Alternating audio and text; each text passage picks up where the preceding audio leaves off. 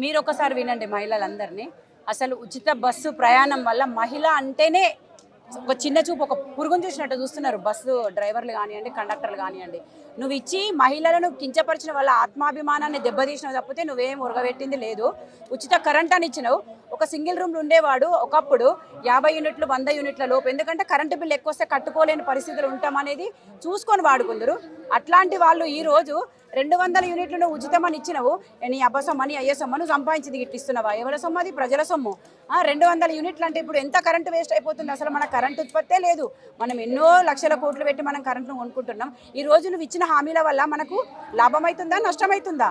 ఉచిత బస్సు అవసరమా? ఉచిత కరెంట్ అవసరమా? సన్నబియ్యం, సరే సన్నబియ్యం పోయిన నెల ఇచ్చిండు, ఒకసారి ఎన్ని రోజులు ఇస్తాడో చూద్దాము.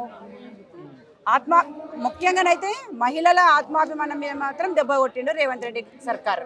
అంటే ఇప్పుడు తను సొంతంగా గవర్నమెంట్ ఏమి చేయలేని పరిస్థితులల్లో నేను మహిళలతోటి ఈ పని చేపిస్తున్నా, మహిళలను కోటీశ్వర్లు చేసిన, ఎందుకు? నీ దగ్గర సత్తా లేదు. ఫస్ట్ గవర్నమెంట్ పనిచేసే అంత సత్తా లేదు కాబట్టి మహిళలను అండగా తీసుకుంటున్నావు. ఎందుకంటే ఎగ్జాంపుల్, ఒక గృహిణి తను ఎంతో భుజాల మీద వేసుకొని ఒక తన కుటుంబాన్ని ఎట్లా ముందుకు నెట్టుకొస్తుందో అట్లనే మన రాష్ట్రాన్ని కూడా మహిళలందరూ కలిసి ముందుకు తీసుకొస్తారని ఒక నమ్మకంతో మహిళల మీద పెట్టిన, అంతేగాని మహిళలను ఏదో మీకు పడేద్దాం ఉద్ధరిద్దాం అనేది అయితే కాదు. రేవంత్ రెడ్డి సర్కార్కు చేతగాక మహిళల మీద పెడుతుండ అంతే.